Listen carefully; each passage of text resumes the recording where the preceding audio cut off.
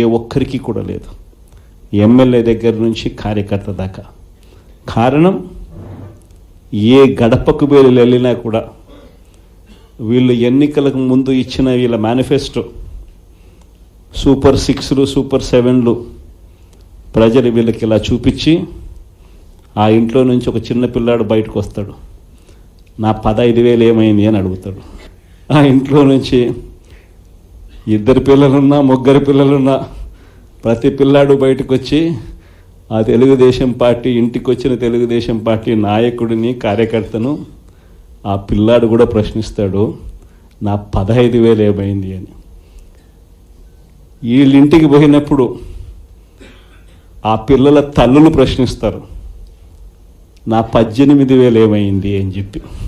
50 ఏళ్ళు నిండిన వాళ్ళు వచ్చి ప్రశ్నిస్తారు, నాకు 50 ఏళ్ళకే పెన్షన్ ఇస్తానన్నా నా 48,000 ఏమైంది అని చెప్పి. అదే ఇంట్లో 20 ఏళ్ళ పిల్లోడు, ఆ పిల్లాడు వచ్చి ప్రశ్నిస్తాడు, నాకు నెలలైనా 3,000 ఇస్తానన్నా 36,000 ఏమైంది, నా 36,000 ఏమైంది అని. అదే ఇంట్లో బహుశా విజయవాడలో కొంచెం రైతులు తక్కువేమో కానీ కొంచెం గ్రామీణ ప్రాంతాలకు పోతే రైతులు కూడా కండువా వేసుకొని వచ్చే ప్రతి రైతు కూడా నా 20,000 సంగతి ఏమైంది అని అడుగుతాడు. ఇలా ఏ ఇంటికి వెళ్ళినా కూడా తెలుగుదేశం పార్టీ నాయకులకు కానీ కార్యకర్తలకు కానీ ప్రజలకు సమాధానం చెప్పుకోలేని పరిస్థితుల్లో వాళ్ళు ఉన్నారు. ఎన్నికలప్పుడు ఏదైతే మాట చెప్పాడో ఆ రోజేమో మేము చెయ్యకపోతే మా కాలర్ పట్టుకోండి అని అన్నాడు.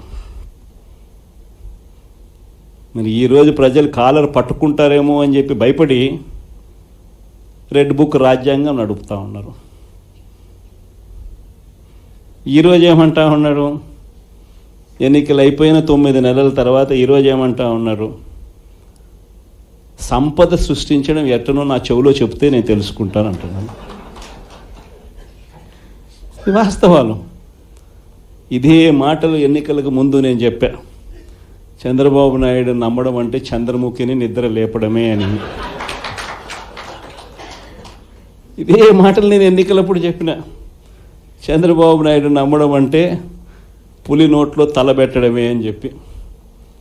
ఇదే మాటలే నేను చెప్పా మేనిఫెస్టో ప్రజెంటేషన్ చేసేటప్పుడు. ఇక్కడే ఇలా నిల్చుని ఇలా మేనిఫెస్టోని ఇలా చూపించా, మన మేనిఫెస్టోని ఇలా చూపిస్తూ వాళ్ళు చెప్పిన మేనిఫెస్టో హామీలను కూడా ఇలానే చూపిస్తూ చెప్పా.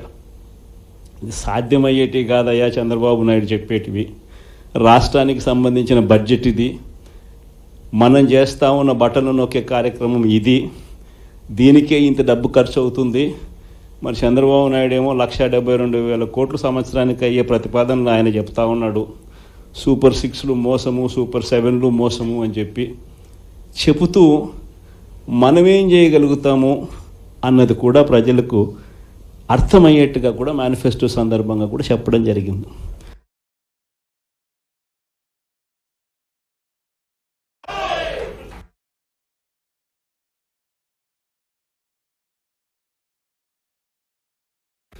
ఈ రోజుకి కూడా నేను చెప్తా ఉన్నా, ఓడిపోయాం పర్వాలా, ప్రతిపక్షంలో కూర్చొని ఉండం అది పర్వాలా, మళ్ళీ రీలు వెనక్కి తిరిగి మళ్ళీ అదే రోజుకు మళ్ళీ తిరిగి వెళ్ళి కనీసం ఇలా జరుగుతుందని తెలుసు కదా ఇప్పుడు ఎలా చెప్తావు అని చెప్తే మళ్ళీ ఆ రోజు వచ్చినప్పుడు ఇదే విధంగానే మళ్ళీ చెప్తా.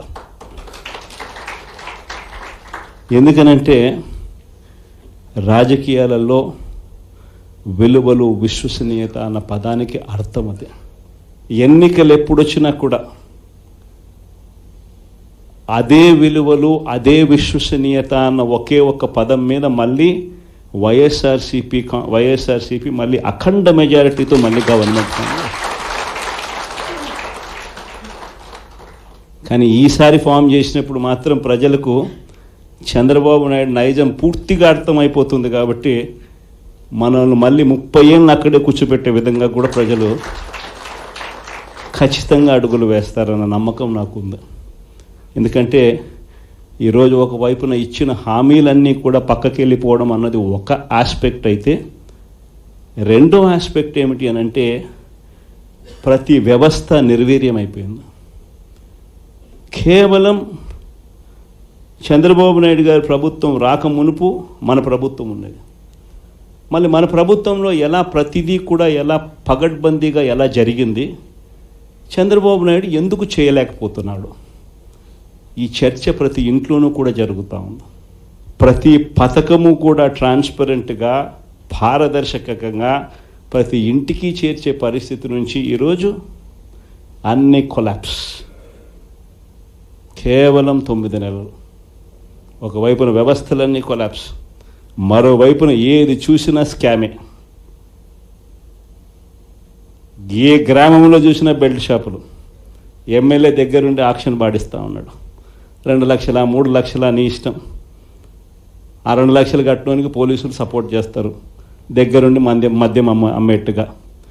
ఎంఆర్పి రేటుకు వాళ్ళు కొనుక్కుంటారు, ఎంఆర్పి రేటు ప్లస్ వీళ్ళ ప్రాఫిట్ వేసుకొని వాళ్ళు అమ్ముతారు. ఏ గ్రామంలో చూసినా కూడా ఏ బంకులో కూడా ఈరోజు మద్యమే కనిపిస్తూ ఉంది. మొట్టమొదటిసారిగా గవర్నమెంట్ నడుపుతా ఉన్న మద్యం షాపులను తీసేసి ప్రైవేట్ వాళ్ళని తీసుకొచ్చేసినారు. ఇసుక ఎక్కడ పడితే అక్కడ డబల్ ద రేటుకి అమ్ముతూ ఉన్నారు. ప్రతి నియోజకవర్గంలోనూ పేకాట క్లబ్బులు ఎక్కడ పడితే అక్కడ కనిపిస్తూ ఉన్నాయి. ప్రతి నియోజకవర్గంలో ఏ పని జరగాలన్నా కూడా, ఫ్యాక్టరీ నడపాలన్నా, ఆ నియోజకవర్గంలో మైన్ ఒకవేళ చేస్తూ ఉంటే చేసుకోవాలన్నా, ఏదైనా కూడా నాకింత నీకింత అని ఎమ్మెల్యే దగ్గర నుంచి మొదలైతే చంద్రబాబు నాయుడు దాకా పంచుకోవడాలి. ఇవన్నీ కూడా ఏ స్థాయిలో జరుగుతూ ఉన్నాయనంటే, నిజంగా ఈరోజు వైఎస్ఆర్సీపీ పార్టీ కానీ వైఎస్ఆర్సీపీ ఎమ్మెల్యేలు కానీ ఈరోజు నిజంగా చాలా మంచోళ్ళ కింద కనిపిస్తూ ఉన్నారు ప్రజలకు. ఆ స్థాయిలో కేవలం 9 నెలల కాలంలోనే ఇంత దారుణంగా పడిపోయినాయి. ఇవన్నీ కూడా ఎందుకు నేను చెప్తా ఉన్నాను అని అంటే, ఈరోజు కష్టాలు అనేటివి వస్తాయి. ప్రతిపక్షంలో ఉన్నప్పుడు, రాజకీయాలలో మరీ ముఖ్యంగా ఉన్నప్పుడు ప్రతి ఒక్కరూ కూడా ఒక్కటే గుర్తుపెట్టుకోవాలి, కష్టం రానిదే సుఖం రాదు. ప్రతి మనిషి జీవితంలో కూడా కష్టాలు సుఖాలు అనేది పార్ట్ అండ్ పార్సల్. ప్రతిపక్షంలో ఉన్నప్పుడు మన కష్టాలు కనిపిస్తాయి, కానీ ఆ ప్రతిపక్షంలో ఉన్నప్పుడు ఆ కష్టాలలో వచ్చినప్పుడు మనం ఆ కష్టాలను ఎలా ఎదుర్కొంటాం అన్నది మనల్ని లీడర్లు చేస్తాయి. కష్టం వచ్చినప్పుడు మన క్యారెక్టర్ను మనం అమ్మేసుకుంటే, మన వ్యక్తిత్వాన్ని మనం అమ్మేసుకుంటే, ఒక్కసారి బాటిల్లో ఉన్న నీళ్ళు బాటిల్లో ఉంటే బాటిల్లో నీళ్ళు తాగుతాం. బాటిల్లో ఉన్న నీళ్ళు ఒక్కసారి ఇలా పడేసినామనంటే భూమిలోకి పడిపోతాయి, మళ్ళీ ఏరుకోలేం.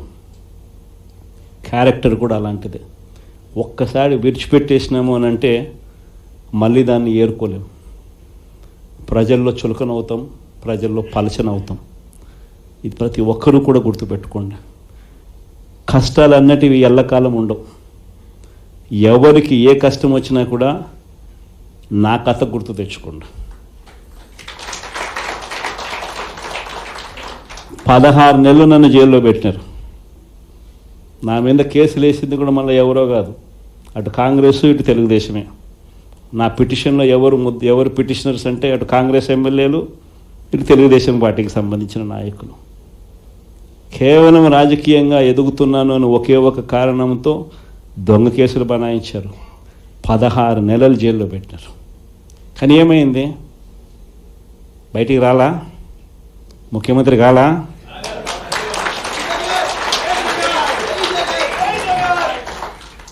ప్రతి ఒక్కరు ఇది గుర్తుపెట్టుకోండి.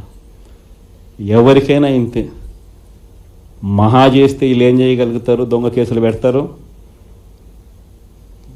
కాదండంలా బెదిరిస్తారు, కాదండంలా మహా అయితే 3 నెలలు లోపల వేస్తారు, అది కాదండంలా. కానీ ఏం చేస్తారు? 3 నెలల తర్వాత మళ్ళా వస్తాం, రెట్టించిన ఉత్సాహంతో మళ్ళా పనిచేస్తాం. ఎవరెవరైతే మిమ్మల్ని జైల్లో పెట్టే కార్యక్రమం ఎవరెవరైతే చేస్తారో, మంచి చేసిన వాళ్ళని గుర్తుపెట్టుకోండి, చెడు చేసిన వాడిని గుర్తుపెట్టుకోండి, ఇద్దరిని గుర్తుపెట్టుకోమని చెప్తాను.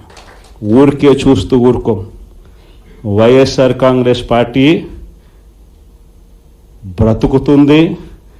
వైఎస్ఆర్ కాంగ్రెస్ పార్టీ ఈ రాష్ట్రాన్ని ఏలుతుంది అని కూడా సందర్భంగా చెప్తాను. మరో 30 సంవత్సరాలు ఏళ్తామని కూడా ఈ సందర్భంగా కూడా మరి గట్టిగా కూడా చెప్తాను. కాబట్టి ఎవరు కూడా వైఎస్ఆర్ కాంగ్రెస్ పార్టీకి సంబంధించిన ఏ కార్యకర్త వెంటికి కూడా పీకలేడు అని చెప్పి కూడా ఈ సందర్భంగా చెప్తాను. ఇది ప్రతి ఒక్కరూ గుర్తుపెట్టుకోండి, ఒక్కటే గుర్తుపెట్టుకోండి. ఈసారి జగనన్న 2.0 కొంచెం వేరుగా కూడా ఉంటుంది. ఈసారి జగనన్న 2.0 కార్యకర్త కోసం ఎలా పనిచేస్తుందో కూడా చూపిస్తుంది. ఇది మాత్రం నేను ఖచ్చితంగా చెప్తా ఉన్నా. ఎందుకనంటే జగనన్న 1.0లో బహుశా కార్యకర్తలకి నేను అంత గొప్పగా బహుశా చేయలేకపోయి ఉండొచ్చేమో. ప్రతి పథకము ప్రతి విషయంలోనూ కూడా మొట్టమొదటిగా ప్రజలే గుర్తుకొచ్చారు. ప్రజలకు మంచి చేయడం కోసమే నా టైం కేటాయించా, నా తాపత్రయపడ్డా, ప్రతి విషయంలోనూ దానికోసమే అడుగులు వేశా. కానీ జగనన్న 2.0కి వచ్చేసరికి మాత్రం చంద్రబాబు నాయుడు కార్యకర్తలకు పెడతా ఉన్న ఇబ్బందులు చూశా, కార్యకర్తలు పడతా ఉన్న అవస్థలు చూశా, కార్యకర్తలు పడతా ఉన్న బాధను గమనించా. వీళ్ళ కోసం గట్టిగా మీ జగనన్న ఉంటాడని సందర్భంగా గట్టిగా చెప్తాను. విజయవాడ లాంటి కార్పొరేషన్లో కూడా 49 స్థానాలు మనం అప్పట్లో గెలిస్తే తెలుగుదేశం పార్టీ కూటమి వీళ్ళకు వచ్చిన స్థానాలు 14, కమ్యూనిస్టులకు వచ్చింది 1. ఈ 49 స్థానాలకు మనం గెలిస్తే 64 గాను వాళ్ళకు కేవలం 14 స్థానాలు ఉన్నప్పటికీ ఎన్నికలు అయిపోయిన తర్వాత రోజు నుంచి రకరకాల భయాలు, రకరకాల ప్రలోభాలు అదే పనిగా పెడుతూ ఒక 11 మందిని మాత్రం భయపెట్టో ప్రలోభాలు పెట్టో తీసుకోవడం జరిగింది. అయినప్పటికీ 38 మంది నిఠారుగా నిలబడ్డారు అని చెప్పడానికి గర్వపడతాను. ఎందుకు ఈ మాట చెప్తా ఉన్నాను అని అంటే దానికి కారణం కూడా ఒకటే. ఇన్ఫ్యాక్ట్ ఏ కార్పొరేషన్ చూసుకున్నా, ఏ మున్సిపాలిటీ చూసుకున్నా, రాష్ట్రంలో ఉన్న ఏ జెడ్పీటీసీ పరిధిలో ఉన్న ఏ మండలం తీసుకున్నా, అటు ఎంపీపీలైనా కానీ, అటు జెడ్పీటీసీలైనా కానీ, సర్పంచ్లైనా కూడా, ఏది తీసుకున్నా కూడా ఎన్నికలు అయిపోయిన తర్వాత 3 సంవత్సరాల తర్వాత లోకల్ బాడీ ఎన్నికలు జరిగితే అటువంటి ఎన్నికల్లో ఈ రకమైన రిజల్ట్స్తో రాష్ట్రమంతా క్లీన్ స్వీప్ చేసిన పరిస్థితి వైఎస్ఆర్